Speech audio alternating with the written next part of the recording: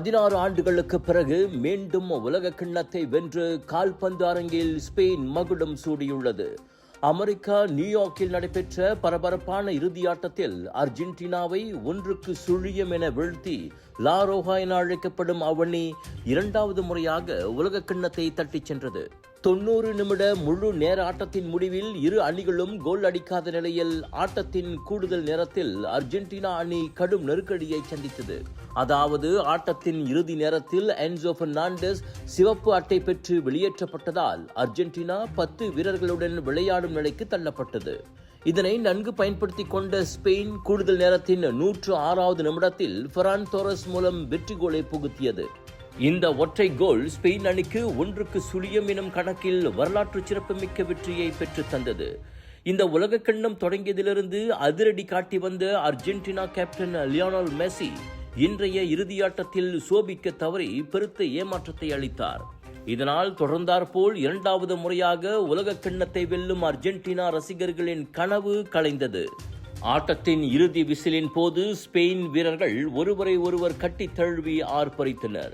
ஆனால் அர்ஜென்டினாவின் லியாண்ட்ரோ பாரடேஸ் எதிரணி வீரரை முரட்டுத்தனமாக தாக்கியதால் சிறிது மோதல் போக்கு நிலவியது. என்றாலும் ஸ்பெயினின் வெற்றி கொண்டாட்டத்தை தடுக்க முடியவில்லை. ஸ்பெயின் அணிக்கு அமெரிக்க அதிபர் டொனால்ட் ட்ரம்ப் உலக கிண்ணத்தை எடுத்து வழங்கினார். இதனிடையே இத்தொடரில் பிரான்ஸ் கேப்டன் கிலியான் எம்பாப்பே 10 கோல்களை அடித்து தங்க காலணி விருதை வென்றுள்ளார். இறுதியாட்டத்தில் கோல் அடிக்க தவறிய மெஸ்ஸி 8 கோல்களுடன் இரண்டாவது இடத்தை பிடித்தார். இந்த 10 கோல்களையும் சேர்த்து உலகக்கிண்ண வரலாற்றில் ஆக அதிகமாக, அதாவது 22 கோல்களை அடித்த வீரர் எனும் மற்றொரு முக்கிய சாதனையையும் எம்பாப்பே படைத்துள்ளார்.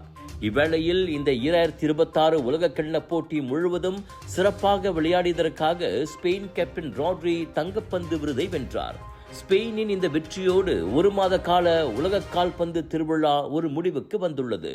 அடுத்து 2030ஆம் ஆண்டு நூற்றாண்டு விழாவாக 3 கண்டங்கள் மற்றும் 6 நாடுகளில் உலக கிண்ண போட்டி நடைபெற உள்ளது.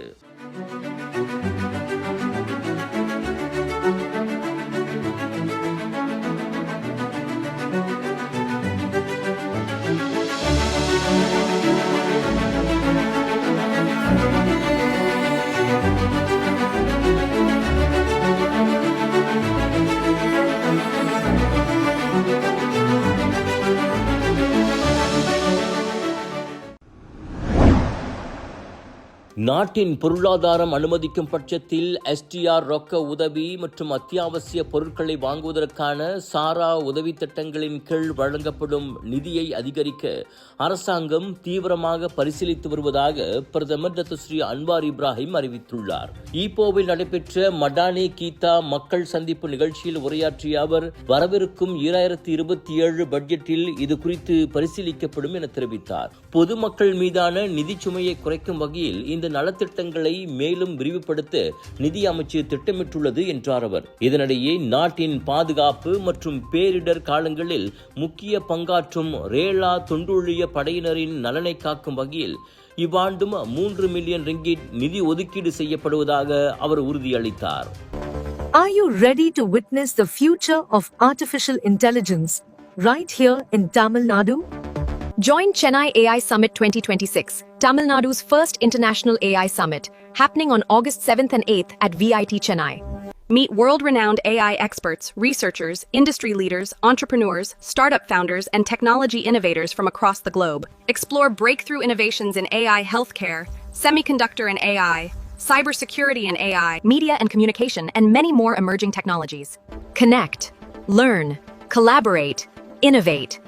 Be part of the next wave of digital transformation. Register now at ititrc.com or call 72999-92999. Chennai AI Summit 2026, where innovation meets intelligence. Johor மாநில தேர்தலில் மாய்காவின் 100 விழுக்காட்டு வெற்றி அந்த முதுபெரும் கட்சிக்கு மீண்டும் இந்தியர்களின் ஆதரவு அலைவீச தொடங்கி இருப்பதை காட்டுகிறது. தேசிய தலைவர் தஞ்சு SC விக்னேஸ்வரன் இவ்வாறு கூறியிருக்கின்றார்.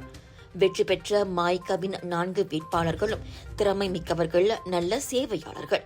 எனவே தொகுதி மக்களின் எதிர்பார்ப்புகளை பூர்த்தி செய்யும் அளவுக்கு அவர்கள் சேவையாற்றுவர் என விக்னேஸ்வரன் நம்பிக்கை தெரிவித்தார். இடைப்பட்ட காலத்தில் ஏற்பட்ட அரசியல் சரிவிலிருந்து மாய்கா மீண்டுள்ளது. அக்கட்சியின் 80 ஆண்டுகால சேவையை மக்கள், குறிப்பாக இந்திய வாக்காளர்கள் உணரத் தொடங்கியுள்ளனர். இந்த ஆதரவு அலை நகர் சம்பிலான் தேர்தலிலும் எதிரொலிக்கும் என அவர் குறிப்பிட்டார். பரிசான் நேஷனல் வேட்பாளர்களுக்கு 25 தொகுதிகளில் வழிவிட்டு பரிகாத்தான் நேஷனல் கூட்டணி ஆதரவு தெரிவித்திருப்பது மாய்காவின் வெற்றி வாய்ப்பை மேலும் அதிகரிக்கும் என்றும் விக்னேஸ்வரன் நம்பிக்கை தெரிவித்தார். நகரியில் 36 தொகுதிகளில் 2 இடங்களில் போட்டியிடும் மாய்கா வேட்பாளர்கள் அமோக வெற்றி பெற்று சட்டமன்றத்திற்குள் நுழைவர் எனவும் அவர் எதிர்பார்ப்பை வெளியிட்டார். ஆகஸ்ட் 1ஆம் தேதி நகர் சம்பிலான் சட்டமன்ற தேர்தல் நடக்கவிருக்கிறது.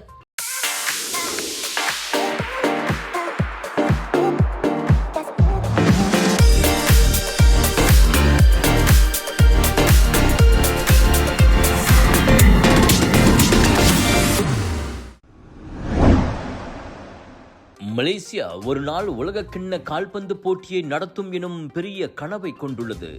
இது ஒரு தொலைநோக்கு இலக்கு என துணை பிரதமர் டத்துஸ்ரீ அஹமட் ஜைட் ஹமீடி தெரிவித்துள்ளார். எதிர்காலத்தில் அரிமா மலாயா அணி உலகக்கிண்ண போட்டிக்கு தகுதி பெறும் எனும் நம்பிக்கையையும் அவர் வெளிப்படுத்தினார்.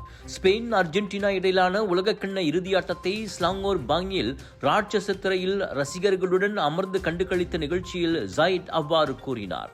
எனினும் மலேசியாவின் இந்த உலகக்கிண்ண திட்டத்திற்கு நீண்ட காலமாகவே விமர்சனங்கள் நிலவுவது குறிப்பிடத்தக்கது. உலகக்கிண்ண போட்டியை இலக்காக கொள்வதற்கு முன்பு உள்நாட்டில் கால்பந்து அரங்குகளின் தரம் மற்றும் அடிப்படை உட்கட்டமைப்பு வசதிகளை மேம்படுத்துவதில் கவனம் செலுத்த வேண்டும் என உள்ளூர் ரசிகர்கள் ஏற்கனவே வலியுறுத்தியுள்ளனர். ஆக உலகை வரவேற்க மலேசியா தனது கட்டமைப்புகளை வலுப்படுத்துமா அல்லது இது ஒரு நீண்ட கால கனவாகவே தங்குமா என்பது பல ரசிகர்களின் கேள்வியாக இருக்கின்றது. Sunshine Kids, Sunshine Kids, Port Dickson, Sunshine Kids, The Lokaman, Sunshine Kids, Sirembantu Central, Sunshine Kids, Forest Heights. The place where your kids shine, the fastest growing, award winning, best preschool chain in the town. Welcome to our preschool, where learning meets fun. Our preschool provides a nurturing environment for young learners to thrive.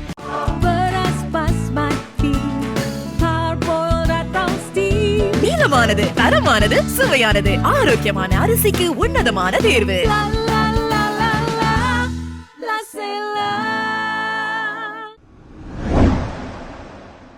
சிறுவனிடம் பாலியல் வன்கொடுமையில் ஈடுபட்ட மருத்துவ நிபுணர் ஒருவருக்கு குவாலத்திரங்கானு sessions நீதிமன்றம் சிறை தண்டனை விதித்துள்ளது. தனியார் மருத்துவமனை ஒன்றின் காது, மூக்கு, தொண்டை மருத்துவ நிபுணரான 42 வயது முகமது சாஃபான் முகமது சோஃபியான் என்பவருக்கு 7 ஆண்டுகள் சிறை தண்டனையும் 7 பிரம்படிகளும் விதித்து தீர்ப்பளிக்கப்பட்டுள்ளது. கடந்த 2022 மற்றும் 2023ஆம் ஆண்டுகளில் 11 மற்றும் 12 வயதிலிருந்த சிறுவனிடம் தனியார் மருத்துவமனை ஆலோசனை அறையில் பாலியல் வன்கொடுமையில் ஈடுபட்டதாக தொடுக்கப்பட்ட 7 குற்றச்சாட்டுகள் நிரூபிக்கப்பட்டதை அடுத்து அவ்வாடவருக்கு இந்த தண்டனை வழங்கப்பட்டது. 2017ஆம் ஆண்டு சிறார் பாலியல் வன்கொடுமை சட்டத்தின் கீழ் வழக்கு பதிவு செய்யப்பட்ட நிலையில் சிறை தண்டனை ஒரே நேரத்தில் அனுபவிக்கப்பட வேண்டும் என்றும் குற்றவாளி விடுதலையான பின்னர் 2 ஆண்டுகள் போலீசாரின் கண்காணிப்பில் இருக்க வேண்டும் என்றும் நீதிமன்றம் உத்தரவிட்டுள்ளது. விலையோ மலிவு, செலவோ குறைவு, தரமோ உயர்வு, மனமோ நிறைவு. மக்களின் தேர்வு என்ரிகோஸ் முழு ஆடை சத்துள்ள பால்மாவு.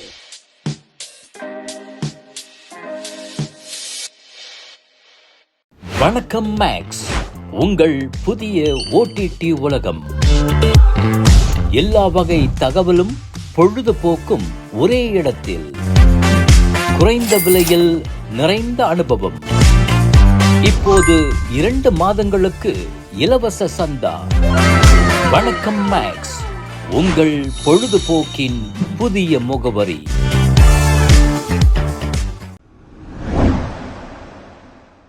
ஜோஹர் பாருவில் நடைபெற்ற 12 வயதுக்குட்பட்டோருக்கான கால்பந்து போட்டியின் போது 12 வயது சிறுவன் ஒருவன் எதிர்பாராத விதமாக மயங்கி விழுந்து உயிரிழந்த சம்பவம் பெரும் சோகத்தை ஏற்படுத்தியுள்ளது.